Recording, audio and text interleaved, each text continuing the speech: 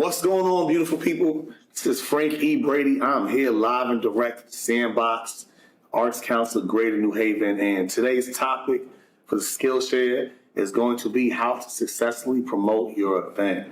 Now, there are a lot of events that are happening in New Haven and in the Greater New Haven area, and I have the opportunity to kind of share some experiences, some knowledge, some tangible tools, tips, and takeaways that are going to enable you to take your promotion game of your event, your cause, whichever case may be, to another level.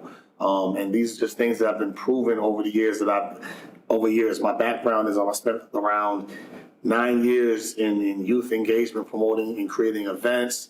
I've partnered with the Urban Professionals Network, promoting events across the New England area. I have also worked with the city of New Haven on multiple events. And I know what it takes to promote events successfully. I've had event experience in New Haven, in Connecticut, also from the East Coast to the West Coast, Los Angeles. So being in production, you kind of get to understand what it takes to successfully promote an event. And I've broken this down into a couple of different segments, right? So the first segment that we're going to go into when it comes to promoting an event, you have to be able to market. You have to have some type of marketing plan, right? So when you think of a marketing plan, you think it's a breakdown of how do we get the word out to the demographics that we need to touch, right? Who are the demographics? And how do we get the word out to them? And then which vehicles are we going to utilize to get the word out? So when you think about marketing, you're thinking about social media, right? You're thinking about Facebook, Instagram, YouTube. Those are the different mediums that you utilize and create content to get the word out, right? Maybe Twitter or X or whatever the app is called now, any other apps. And then you're also looking at, when we're marketing, I'm also a fan of guerrilla marketing.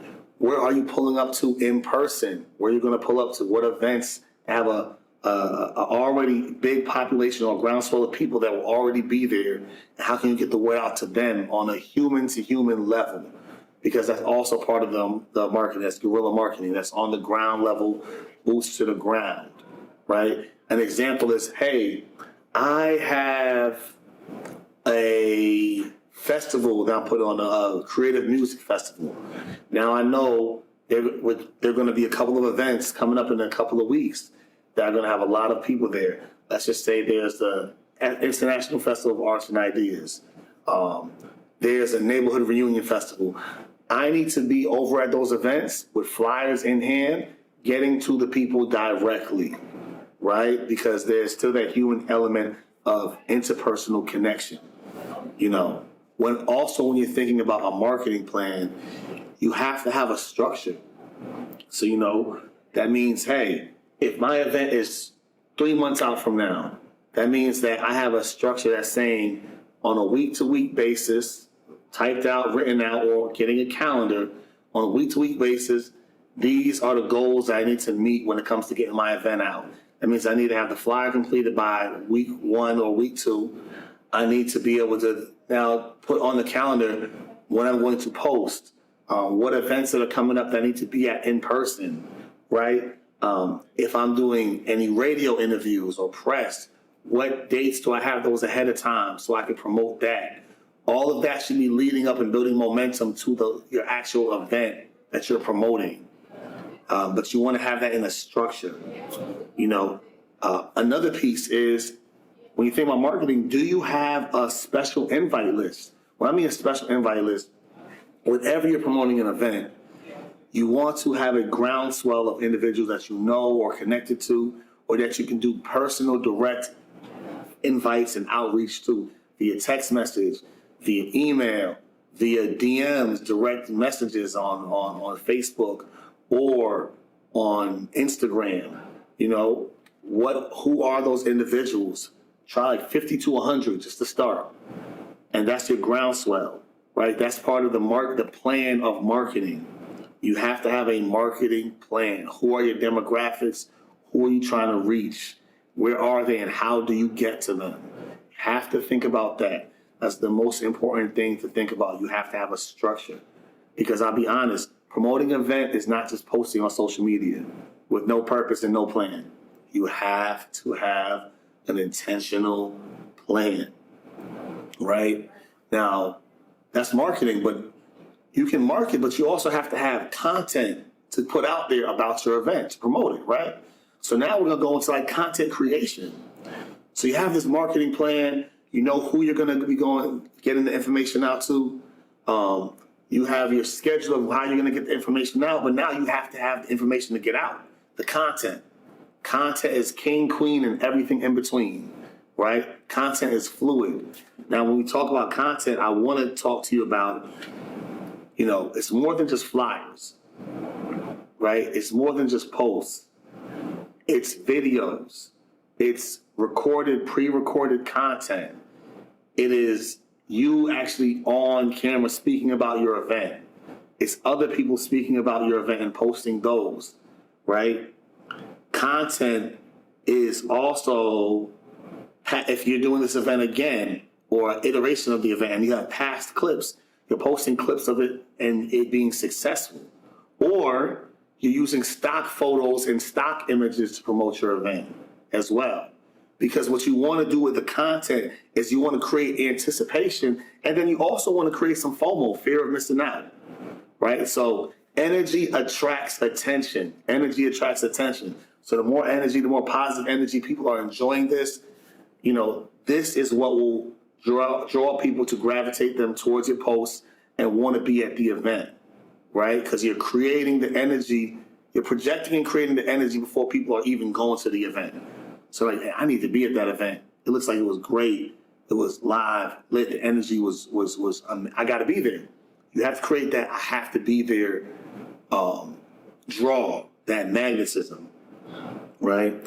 Also, when you're thinking about content creation, you also want to think about, getting testimonials or pre-testimonials or shout out clips, right? So let's just say if you have a group of people that you meet and you tell them about your event and you ask them, hey, can I take a 10 to 15 second video of you all saying that you're going to be there at the event, right?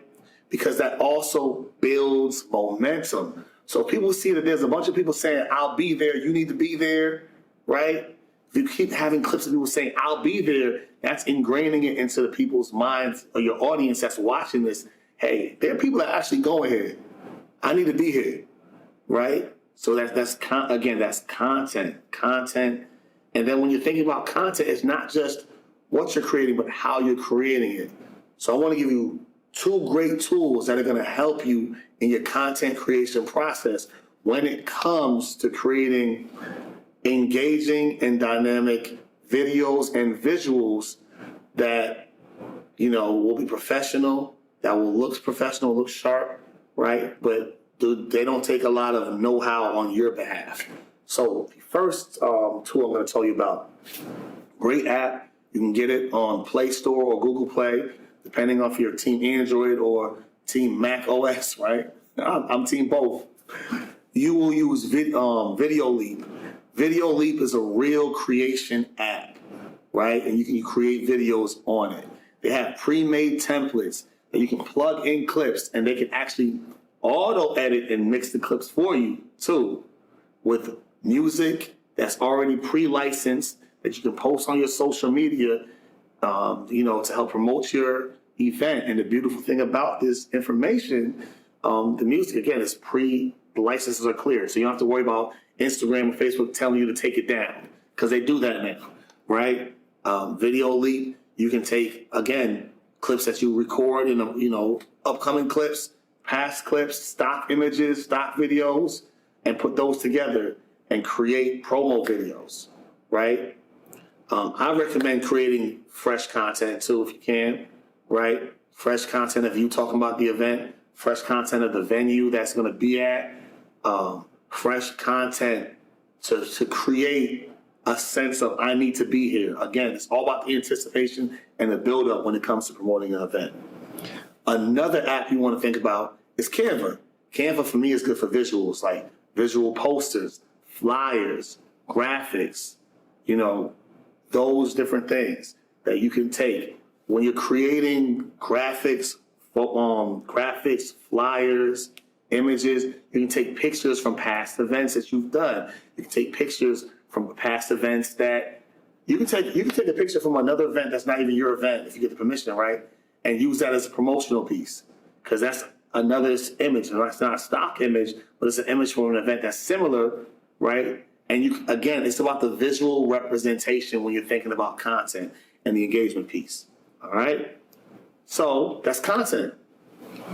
Now, what about how do you promote? How do you promote on social media, right? How do you get the word out? So when it comes to social media promotion, I want you to think about this. Who are folks that have a lot of influence on social media, influencers that you can reach out that have access to your target market or your demographic?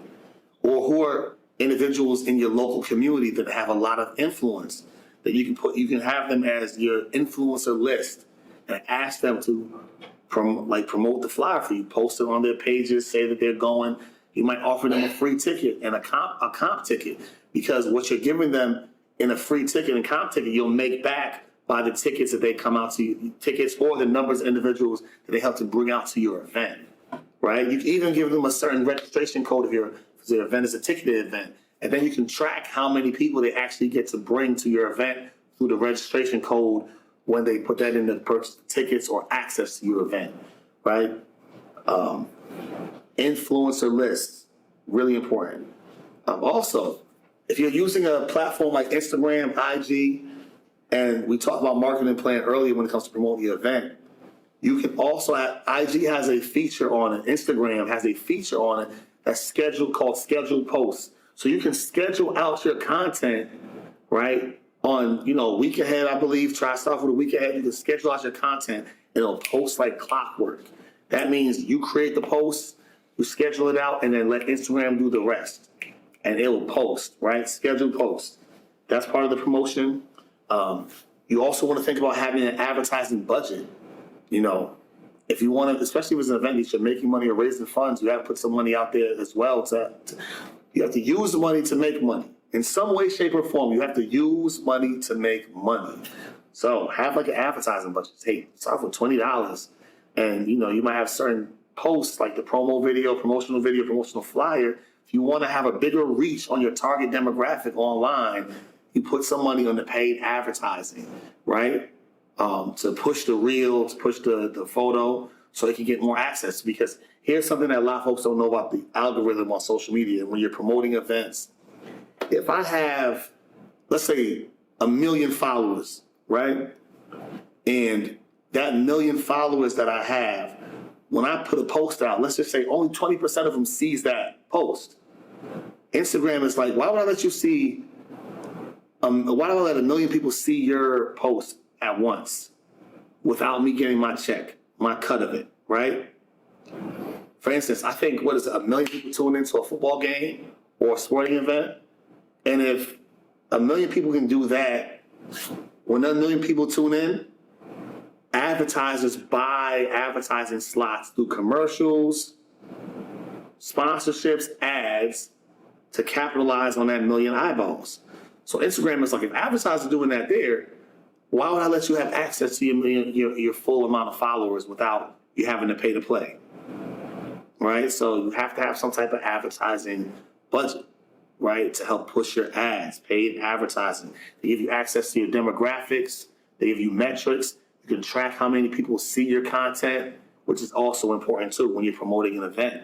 You want to have numbers, because down the line, you might want to be able to use this to get sponsorship. I have this amount of metrics and these amount of numbers here, right? This is how many people saw it. This is how many people engaged with my content. And now you can put that in a future advertising package, right? Or a sponsorship package. But you have to have some numbers there, right? So use that for social media. Also, group posts and having your own hashtag. Now, the group posts are very simple. Get 10 to 12 to 15 people to post something at the same time as you. That's going to kick the algorithm into like high drive. Because the algorithm is going to say, hey, within the first 10 to 15 seconds when you post online, the amount of individuals that engage your content will show you will dictate how far your content jumps and spreads. And when something goes viral, it's because people are constantly engaging with it, and now it's being spread, and the algorithm is going to take notice. So you have to create like a mini viral effect. Have a bunch of folks, and we're going to post it between like 7 p.m. and 7:05, back to back to back to back to back, so we can kick the algorithm into high gear. And if there's a hashtag, the algorithm is going to find that too, right? So group posts. Next part, my favorite part, collaboration. When you're promoting an event, you want to think about who can I collaborate with on this event? Collaboration is a great opportunity to build success. Why? Because more hands make the work lighter, honestly. And you have to know your area that you're promoting your event in. So if your area is an event that is saturated, if you are promoting in an area that is saturated, when I mean saturated, there's a lot of different events, right? And sometimes people are doing these singular events that can be done better together than they could apart. You can combine events. You have a bigger audience when you do combinations because you have more people involved and connected. And hey, innovation is the key, right?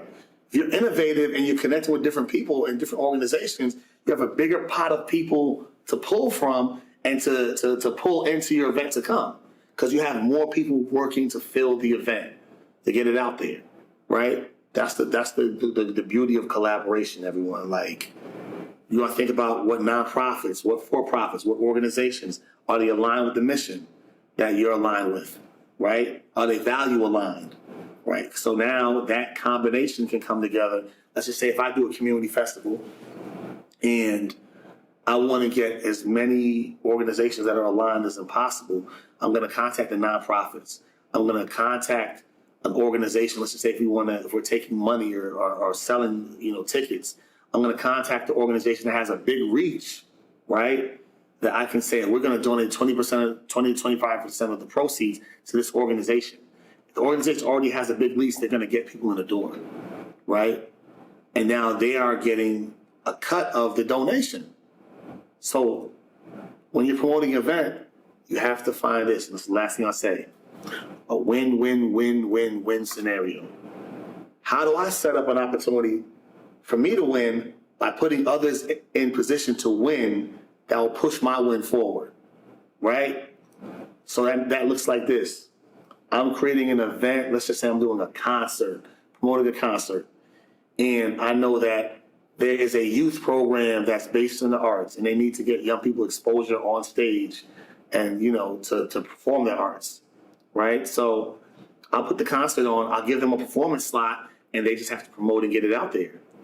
By getting them in a space to win, they're bringing more individuals to the venue or the event, which boosts my numbers, which makes my event even more successful. If I duplicate that over 3 to 4 to 5 times, now the promotion is not as much on me as it is in putting people in position to win so that my event can win. And that, wrapped up in a nice little bow, is how you promote an event successfully. I want to thank the Arts Council of Greater New Haven for giving me this opportunity to share my skills and my experiences with you all today. Take them and run with them, and I'll see you at your next event.